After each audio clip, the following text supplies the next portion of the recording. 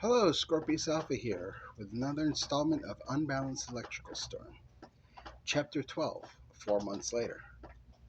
Oh, sorry, Sandra says as she bumps into Leon going the other way. She and her family reach the arrival departure gate and wait for Lizzie to get off the plane. How long do we have to wait? Randall, Sandra's only brother, complains. Relax, you should be excited your sister is coming home, Sonia says. I am, but did we all have to come? Yes, Randy, now look. See, you didn't have to wait too long. Here she comes. Lizzie looks around, finds her family, and approaches them. I missed you guys so much, Lizzie says as she hugs all five of them. I missed you too a lot, says Lena, the youngest. Come on, let's go home, Max says. Later that night, Sandra is at work bored when she gets a customer. A tall, skinny girl with long, wavy, light brown hair walks in. Oh, Michelle, what's up? Nothing much. You? You're looking at it. Say, you wouldn't happen to know anybody who's looking for a couple of roommates, would you? Actually, yeah. My roommate needs help with paying for bills and shit. Hold on, I'll talk to her. She leaves the store and comes back with another woman. This is her, Sandra. Sandra, Rachel. Rachel, Sandra. Hi, I heard you were looking for some roommates. Yeah? I'll gladly help. As you can see, I've got a job and my sister gets paid by the army.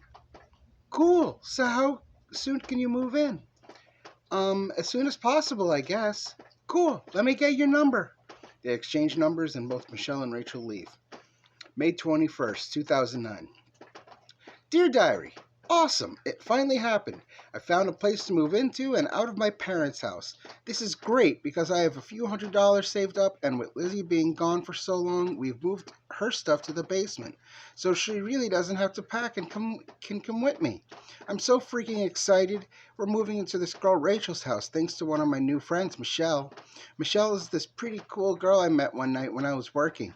We have a bunch of stuff in common, and she knows Francine, so I guess it's a small world. She's been really cool coming over to talk to me in the middle of the night. A couple of times she brought a bowl with her and we went into the side of the store and puffed. We became fast friends, and now I'm going to be able to live on my own rules. And I'll have someone to chill with whenever Lizzie's not around. Mom? Dad? So I found a place to move into and I'm going to be moving real soon. Oh yeah? How much money you have saved up? Max asks. Yeah, I do. Who are you moving in with? A good friend of mine. Her name is Michelle. I hope you know what you're doing. Be very careful. The world isn't as sunshiny and happy as it looks. I never said it did. I'm just saying I don't want you hurt or worse. I'll be fine, Dad. Be safe. I will. The next 2 days, Sandra packs and meanwhile informs Lizzie that they are moving. She moves her stuff into Rachel's basement, and Lizzie moves hers into the attic. A couple of days later, Sandra returns to work. She's about to punch in when her boss stops her. Hold on, Sandra. What's up, Ricky? Come to the back for a second. She follows him into the back room. When your drawer got counted the other day, you were $100 over, which means you didn't drop like you were supposed to. They were all 1s and 5s. Doesn't matter. This is your third violation. I'm sorry, but we're going to have to let you go. What? No! Please, no! I'm sorry, my hands are tied. So just like that, I'm fired? She starts to cry. I'm sorry. Sandra leaves and runs home. She looks for and finds Rachel. I've got some bad news. What? Rachel asks. I'm sorry, but I lost my job. I promise to find a new one soon. It's all right. What? Really? Yeah. Oh, okay. She goes downstairs where Lizzie and Michelle are smoking a bowl. Mind if I jump in? I just lost my job. Yeah, sure, Michelle says. Looks like everyone smoking this bowl is depressed. What do you mean? Well, nobody has bought any of my music yet, and it's been out for over a month. Hey, it might take a little while. Female rappers are practically unheard of. Well, I promise you, one day Burnout Betty will be the biggest rap star anyone will ever see. Michelle takes a puff and hands it over. What about you, Lizzie? What's wrong? I'm not with Corey anymore, Lizzie says. What? Why? While I was at Basic, he had himself a one-night stand and got a girl pregnant. What? When? A couple months ago, actually. Wow, what a scumbag. Yeah. When did he tell you this? Yesterday. Why didn't you tell me? I would have talked to you about it. I prefer to cry myself to sleep. Here, shut up and hit this. You're depressing me even more, Michelle says. She hands Lizzie the pipe. May 25th, 2009. Dear Diary, I lost my job today because of something small and stupid. My drawer was over by $100 and so they fired me. Oh well, I'm sure I'll find another job soon. In the meantime, I have my money saved up and one more check coming, so I should be fine until then. I still can't believe Lizzie and Corey are over. They've been together for almost 4 years. I guess there's nothing to do but look for jobs and wait. In the meantime, I'm going to relax and experience life for a little while. I really hope that I can get back on my feet soon. I don't want to be a lazy bum my entire life. I've been observing how Michelle is as a singer, and I've come to realize she kinda sucks. She acts like she's this huge deal that everyone should listen to and follow, and I've noticed some people are falling for her ruse. I've also found that she's kind of a slob as a person. She hasn't showered since we've been here, and her room is full of half-empty containers of food and drinks, and her room smells kind of funky. I don't know, maybe I'm in no position to judge. We all have our faults. Whatever. About a month later, Sandra walks into Michelle's room to smoke with her. I've got some exciting news, Michelle says. What's that? One of my fans wants to come visit me. Why? Well, see, he's my boyfriend. He just lives in another state. I thought you said he was a fan. He is. We've been dating online for about a week now, and he wants to meet me. Don't you think you're rushing into it, like, way too fast? Nah, I got this. When is he coming over? This Friday. What? That's like 2 days from now. Pfft, yeah, so? Just don't do anything you'll regret. I know how to handle myself, Sandy. Want to smoke a bowl? Yeah, sure. Rachel comes downstairs to the basement. Hey, Sandy, I need like $50, she says. For what? Sandra asks. I need it for a fine I need to pay. Can't you pay it? No, I can't. I'm broke. Why should I? Because if I go to jail, you won't have a place to live. Fine. Sandra goes to her room and comes back with the money and hands it to Rachel. Here. Thanks. Rachel heads back upstairs. Want to sit down on another session? Nah, sorry, but I don't want to hear the same song again. Fine, whatever. Friday morning comes and Sandra is woken up to the sounds of movement coming from Michelle's room. She opens the door to find Michelle hastily cleaning up her room. What time is she supposed to be here? She yawns. 12. That's in like 3 hours. Weren't you supposed to do that yesterday? I forgot. Yeah, well, could you tone it down? I fell asleep at 5. That's not my fault. Whatever. She goes back to bed. She wakes up a few hours later to the sound of Michelle showing her boyfriend all of her neat recording equipment. Sandra gets dressed and greets the newcomer. Hi, I'm Sandra, Michelle's roommate. Oh, hey, I'm Alex. So you're a fan of Michelle's? Yeah, she has a nice voice. Listen, it's been a long ride here. Where's the bathroom? Upstairs, Michelle says. Alex goes upstairs. She's kind of hot. He's kind of hot. Nice catch, Sandra says. Thanks, Sandy. You wouldn't happen to have any weed to lend me, would you? Yeah, sure. She goes into her room and comes back with a little bit. Thanks, you're the best. Rachel comes downstairs. Who's the dude? Rachel asks. My boyfriend, Michelle says. Ha ha ha ha. You're kidding, right? How do you guys meet? Online. He's actually a fan of mine. Ha! You suck. There's no way you've got that dedicated a fan who'd be willing to visit you from another state and be your boyfriend. Well, he is. And anyway, you suck worse. I don't see any of your fans coming to visit you. Yeah, well, I don't care what you think is going on here. He's still just a random dude. How long have you been dating? A week. Ha! This is the most ridiculous thing I've ever dealt with. Is this the first time you're meeting him? Yeah. Oh, this just gets better and better. Look at you, Miss Gangsta Bitch. Wait until he finds out who you really are. Shut the fuck up. Hey, I'm just saying, reality is going to creep in, and he's going to find out you're not who you make yourself out to be. She walks away, still laughing. What a bitch, Michelle says. June 30th, 2009. Dear Diary, well, there was nothing exciting about having her boyfriend here this weekend. All they did was have sex. I should know. I heard it over my music and woke up to it. Then Michelle up and left the house this morning. She packed all of her things and she and her thing left the house. I asked her why, and she told me she was sick of everyone making fun of her and her music, so she was just going to move in with her grandmother. So now we're down a roommate, which is fine by me, I guess. She was a bit of a mooch anyway. Who knows, maybe we can get someone we know a little better to move in with us. I still haven't found a job yet, which really sucks. I still wish I had my other job. I wouldn't be stressing out like this. I refuse to go back to living in my parents, though, because I'm not giving up just yet. I'm going to see how far I can go before I don't have a choice anymore. The next day, Lizzie comes downstairs and wakes Sandra up. What? She mumbles. Help me and Alexis unload her van. Alexis? You mean your best friend, Alexis? She's moving in with us? Yeah, now come on. Sandra gets up and gets dressed and helps Lizzie and Alexis move Alexis' stuff into Michelle's old room. Thanks, guys, Alexis says. Want to smoke? Sandra says. Oh, fuck yeah. So they sit and all smoke and jam out to some music. A couple of days later, Rachel comes downstairs. Hey, just so you know, my ex and his kids are going to be living upstairs, so in case you see people you don't recognize, that's who they are. Why? Sandra asks. They need a place to stay. Don't worry. I'll keep the kids away from the basement. Besides, everything they need is upstairs anyway. I don't know how I feel about this. It'll be fine. She goes back upstairs. Great. That's all we need now is a bunch of noisy kids staying with us, Alexis says. I'm sure it won't be for long, Sandra says. July 15th, 2009. Well, it's been 2 weeks since Alexis moved in with us. For the most part, it's fine, but I just don't like having to wake up at 5 in the morning after going to sleep at 4 to the sound of the bass coming from her minivan and shaking my room. The kids left yesterday, so it's back to normal, and I'm kind of sick of it at this point of hearing Alexis have sex with a bunch of different dudes. Nothing has really changed. I'm still jobless, and no one seems to care, so why fight it?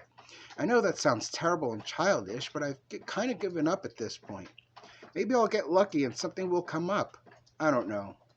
Jack has regularly visited me on a weekly basis, but whenever he comes over, he tells me what a fat, lazy bitch I am and how I'm worthless because I don't have a job or anything.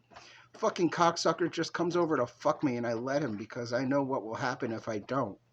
Sometimes I wonder if it's all worth it or if I'm just wasting my time. I'm pretty much broke at this point. Between expenses and Rachel constantly asking me for money, it's really depressing me. I tried asking Jack for money, but he says he's always broke too. Probably wasting it on that whore of his. The next day, Sandra goes upstairs to get something to eat, and when she does, she sees 2 people asleep on the couch. She recognizes the woman. Regina? The woman wakes up. Sandra, buddy, how are ya? What are you doing here? Rachel told us we could move in. Seriously? Yeah, we're gonna be living together, buddy. Great, Sandra says to herself as Regina falls back to sleep. She gets her food and walks back downstairs. She eats and takes a nap and wakes up a few hours later to music playing in Alexis's room. She opens up her door and sees Alexis and Lizzie playing video games. Hey, you guys want to smoke a bowl? Sure, Alexis says. They smoke and about halfway through they hear a knock on the door. Alexis gets up and answers it to 2 cops standing there. Can I help you? She asks nervously. We're looking for Christina Kraus. I don't know anybody by that name. Sandra gets up and approaches the cops. Why are you looking for Christina? Sandra asks. I thought you didn't know anybody by that name, the cop responds. She doesn't, but I do. There's a warrant out for her arrest. Oh, she's in jail already. Really? Yeah. The cop talks into his walkie. I've been informed that the subject is already in jail. Could you confirm? An acknowledgement radio's on the other side. Sorry for wasting your time, ma'am. The cops leave. Wow, I'm still shaking from that, Alexis says. Why? Because the basement stinks, that's why. But they weren't looking for us. Even still. A few days pass, and Sandra gets sick of Regina and her boyfriend. She gets wind that the cops are looking for her, so she calls the cops. The cops show up, talk to Regina, and leave. Regina comes downstairs furious. What's your fucking problem, buddy? Why'd you call the fucking cops on me? I thought we were friends. Sandra doesn't answer. Are we gonna have a problem, buddy? No. Good, don't call the fucking cops on me ever again, or I'll tell them what you're doing down here. All right, fine. Good, I'm glad we understand each other. A week passes, and suddenly Regina and her boyfriend are no longer there. Where'd Regina go? Sandra asks Rachel. I got rid of him. Why? Because I caught them shooting up heroin and found a bunch of needles in the garbage can. Wow, really? Yeah, pot's one thing, I can tolerate that, but heroin is just a big no-no. Oh, wow, okay. She goes downstairs. July 25th, 2009. Well, Regina and her boyfriend left, thank God. I just hope that no one else moves in. It's like this place is a house of wayward youth. People constantly moving in and out, including us. It was like me and Lizzie started a trend of random occupants moving in for the hell of it. I'm so stressed and depressed, I can't wait to go to the tattoo party this weekend.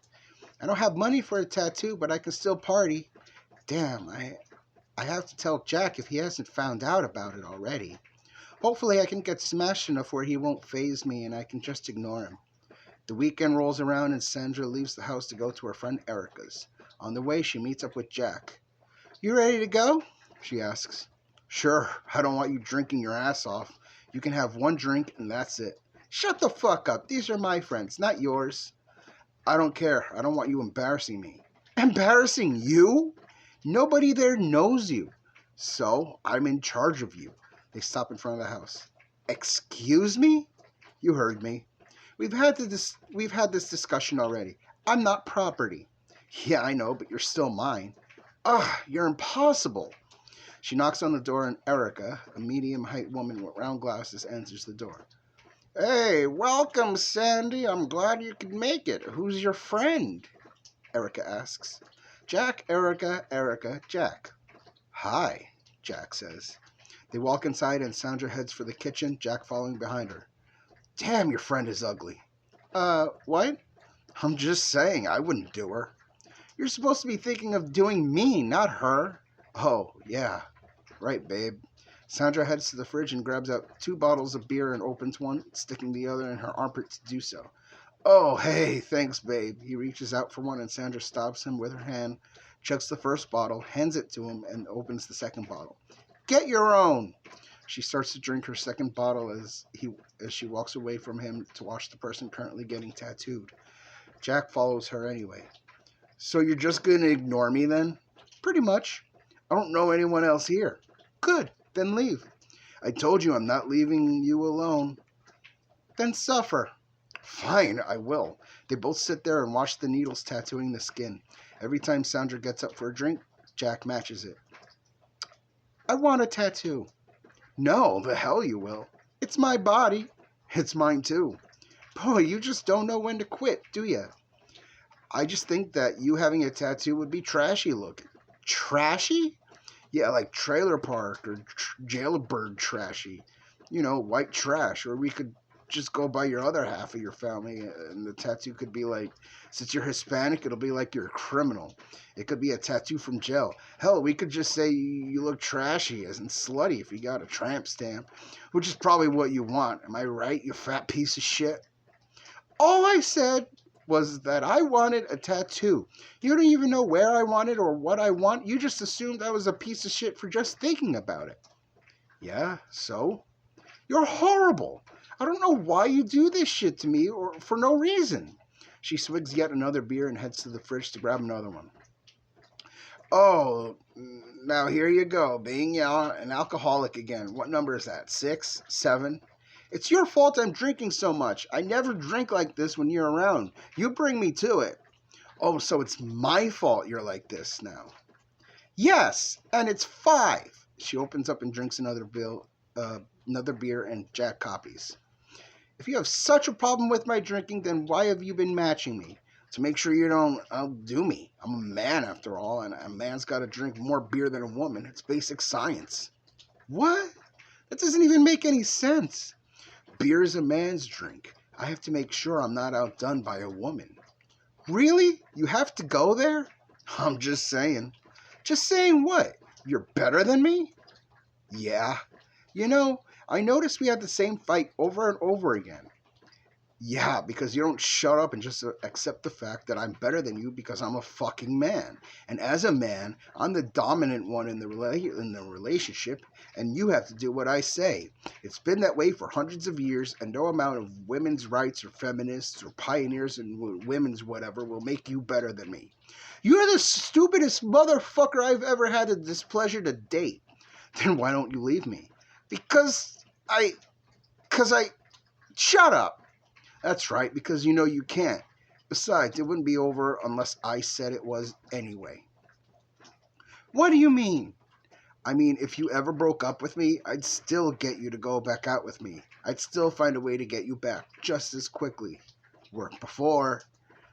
You mean you were just pretending to be nice so that I would take you back? Yeah, of course. I even went the extra mile. Extra mile? What do you mean? You son of a bitch! She gets up and gets another beer out of the fridge. Get me one too, you bitch. No! Fine. He gets up and gets another beer. Francine and Lauren show up with Zach. It's a real party now, motherfuckers, Lawrence yells. Brown horse is riding on the grass and in the snow. Sandra, how the fuck are you? Didn't expect that you'd be here before us, Francine says. Yeah, no, you said 2, and it's 3 now, so yeah, Sandra says. Who's this? My son of a bitch boyfriend, Jack. Hey, doll, Jack says as he grabs Francine's hand, who pulls it back just as quickly. Gross, Francine says. What was Lawrence saying? Sandra says as she gets up and gets another beer. Oh, we brought Zach over, who brought a bunch of weed and other stuff with him, and he was going to invite some people over. Erica's cool with it. And anyway, this is supposed to be for the benefit of the artists anyway. That's the point of this party. Oh yeah? What did he bring? Weed, heroin, coke, and meth. Some scripts for the pillheads, too. She turns to Jack. I have a challenge for you. If you're man enough to do it. Oh yeah? Let's see who can party the hardiest tonight. What do you mean? I mean, whoever has the biggest balls by the end of the night will be in charge of the relationship. Deal. I'm already 1 beer ahead of you. Better step up your game. What else do we have to do to win? Well, the drinking portion is put on hold right now. I'm pretty full. Maybe I'll empty my stomach with a blunt. She walks into the living room where Erica and Francine are each rolling a blunt. Fine, I can smoke it too. He follows her. Woo! Let's get blitz! Hey, before we start smoking, would anyone like a booster? Zach asks. A few people raise their hands. $10 a pop. Let's go, Jack. What do you mean? On a scale of 1 to 10, everything but weed is about a 9 or a 10. Fine, cocaine for me then. Oh, somebody speeding before they crash, huh? Zach says. He hands Jack a small bag of cocaine. I'll ride the brown horse, Sandra says. Bag of heroin for you then. He hands her a bag of heroin. Sandra and Jack both make their lines and snort them. What is this supposed to prove again? Jack asks. I want to see how far you'd go to prove how much you really believe you're more of a man than me. How does doing drugs prove anything? How does that prove you? Just shut the fuck up. Hey, don't you... I said shut the fuck up! You've gone insane, Sandra. Maybe I have, but see, I haven't. What? Haha. See, because this is my challenge to you, in my friend's house, because you are the lowest echelon of guest. You're the guest of a guest. That means I'm in charge now. So I'm the man, so to put it. And you're my bitch. Let's see how you like being me for a day. I'll just leave. If you leave, that means that you forfeit and I immediately take charge of the relationship and you have no more say. I'll hit you, I'll make fun of you. Go ahead, hit me. I can get you on so many assault and battery charges, but I don't, because I still see potential in you. I have hope, but you prove me wrong every day. So if you lose, that's what you can expect. I'll make your life hell as long as you make my life hell. You cold-hearted bitch. You drove me to this. How's it feel? Like shit. I think I'll have another beer. Jack follows her. Enjoy it while you can, 'cause you're going down, princess. They continue to drink, smoke, and take pills, and Jack ends up passing out on the couch. Sandra wakes him back up. He looks at her as if he doesn't recognize her. Hey, talk to me. He pulls back, silently fending her off by pushing her hands back as she reaches out. Don't you remember me? Your girlfriend? He shakes his head. He slowly passes out again, and Sandra wakes him back up. Oh, my head. You know you had temporary amnesia? I thought that was a dream. What's your intoxication level? Buzzed, but not completely smashed. Time to bring you back to my level. What? But my head is pounding. Suck it up. You're losing. And after all, aren't you man enough? Oh, shit. Yeah, I forgot. I was thinking that maybe the drugs are affecting your frame of mind. What you're asking me to do is just ridiculous. I got that idea while I was drinking. Besides, smoke some weed and that headache will go right away. She takes some weed out of her pocket. Yo, Erica, Francine. Erica and Francine approach Sandra and Jack. What's up, Sandra? Erica asks. Get one of your bongs and ask the artists if they want to throw in and take a break. All right. Why are we starting with pot this time instead of drinking like last time? Jack asks. To get rid of your headache, Sandra says. Erica comes back with a bong full of ice in the tube and water in the bath in the bottom. They're busy, Erica says. So they smoke 2 rounds of the bong, and Sandra hands him 2 different kinds of pills that she gets from Francine. What are these? Jack asks. One's a muscle relaxer, the other's a chill pill. Oh, okay. He takes them and goes to the fridge and starts drinking. He comes back into the living room and gives $10 to Zach. Give me the brown one this time. The white one made me jittery last time. Zach hands him a bag of heroin and he snorts it off the coffee table. 2 people rush out of the kitchen, through the living room, and out the door. Francine and Lawrence are passed out on the floor. Erica is watching a redhead guy getting a tattoo. Jack is wide-eyed and zoned on the couch, with Sandra zoning next to him. The other guests are either talking to each other, passed out, or doing a drug. Then there's the sound of yelling coming from the kitchen, which snaps Jack and Sandra out of their zone. Should have been watching it, and now everything we've made today was for nothing. One artist is yelling at the other. Hey man, I'm sorry, I had no idea. Damn man, that was all of our money and all of our weed. That bitch distracted you while he took it. Fuck, you're stupid. What about you? I was doing a tattoo. I was focused on my work. While you just sat there scratching your nuts, talking to a bitch who was helping to rob us. Sandra walks back into the living room and sits on the couch. Zach's phone buzzes and he types in his phone, and a few minutes later there's a knock on the door and he answers it. Sid and Janice come in. You told me this is where your support group meets, Janice said. No, I just needed, Zach, you got any pills for me? Sid asks. Sure, Zach says. Jack, what are you doing here? Janice asks in surprise. This the bitch you've been fucking? Sandra asks Jack. Oh, so this is your worthless fat bitch of a girlfriend. You're right, she does look like a loser, Janice says. Whoa, bitch, I don't even know you. Why are you fucking with my man in the first place? Sandra asks.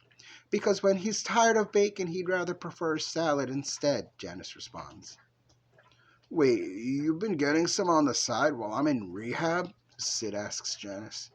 Which you're supposed to be in right now. Wow, this whole thing is really fucked up. Sandra says to herself, okay, the 4 of us are going to sit down and talk about this.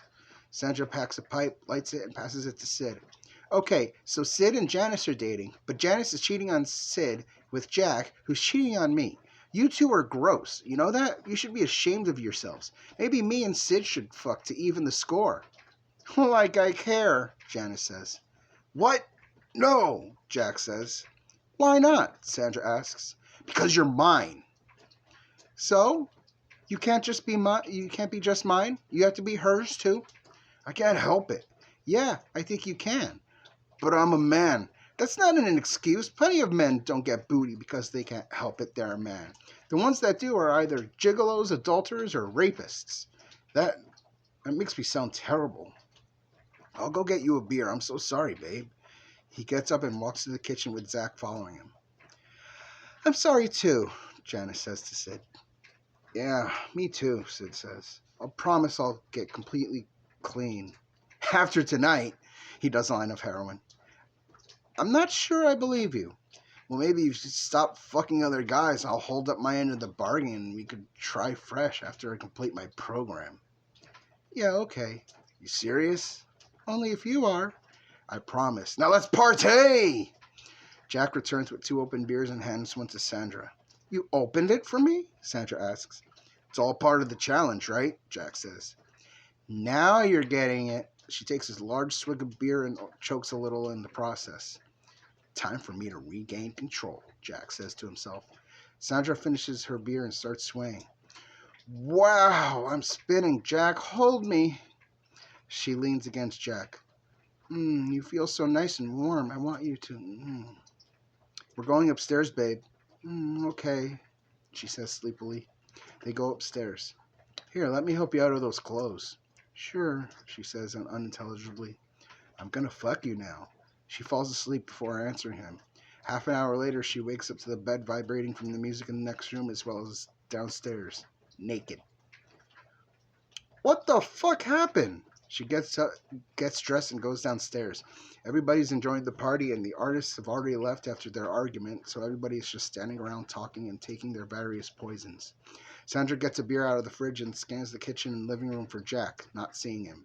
Sid is lying back on the couch, zoned. Sandra approaches him. Sid! Sid! Huh? What? Where's Jack? Probably upstairs with Janice. And you're okay with that? Fish pickles in the summer. What? I don't care. Too high for this shit. Sandra goes upstairs and opens the door with music coming from it. There she sees Jack humping Janice, unprotected anally. What the fuck? Sandra yells. I'm winning, Jack says. I fucked 2 bitches tonight. You only had me. He flips her the middle finger and she slams the door shut. She goes downstairs and walks back up to Sid. Hey, Sandra says as she wakes him. What? Sid asks. My boyfriend is humping your girlfriend. Let's get them back. Yeah, sure. She said she'd stop, so she already broke it. Let's go. So Sid and Sandra have sex and Jack comes in. I figured you'd do this, Jack says. Janice just walks by and goes downstairs. You did it to yourself. We're tied. She flips him the middle finger and he leaves. They finish and head back downstairs. Zach approaches Sandra. I hear you and your boyfriend are competing to see who's the bigger man, Zach says. Yeah, so? How's that working out for you? We're tied. I've got a tiebreaker for you. Oh yeah? Like what? He pulls out a gun. Russian roulette. That's fucking insane. No way. You sure? Yeah, I don't want to die. I've played lots of rounds, and let me tell you, the chances of getting a bullet to the brain are slim. Just spin the chamber after each turn, and you should be fine. If you want to cheat, I won't judge. And in the event one of us does die? Don't worry, I'll take care of everything. I still don't know. Trust me. I don't. Well, it was your boyfriend's idea, so I guess I can tell him you forfeit. No, let's go. She sighs. Zach and Sandra round up Sid, Janice, Jack, Francine, and Lawrence. They all go upstairs to an empty room. Okay, so here's how it goes. Lawrence will start things off. After every pull of the trigger, you pass it to the next person who spins the chamber, then fires, Zach says as he spins the chamber and hands it to Lawrence. You're crazy for suggesting this, Sandra says to Jack. I wanted to see how far you'd go to beat me. Fine, you know what? I'm out. She stands up and walks to the other side of the room. Lawrence clicks the gun and passes it to Sid. Sid spins and clicks. He hands it to Francine. I can't watch my best friend die. She goes to leave the room. No, you stay. At least watch me beat you. But you already won. You don't have to take it this far. Francine spins, clicks, and it passes to Jack. I win. Jack smiles and fires, blowing his brains out, splattering the walls and Janice. Zach and Sid bolt out of the room and everyone else is sitting in shock, mouth agape. Oh my god, he's dead, oh my god, Sandra squeals. Janice is screaming at the top of her lungs, trembling viciously, and then passing out in his blood while Sandra is crying on the body. Within 10 minutes, everyone else besides Erica, Sandra, and Janice leave the party before the cops show up. July 29, 2009. Dear Diary, I'm so traumatized right now. I watched my boyfriend kill himself, and I feel like it's all my fault. If I hadn't challenged him, he wouldn't have brought it to that level. I feel like total shit because I started it. He always says how much of a man he is, and I couldn't stand it, so I told him I'd outman him. It started innocently enough, a drinking competition, but something came over me and I brought drugs into it. And we stayed on the same level until we had sex, which I think he drugged me with that date rape drug because I don't remember any of it.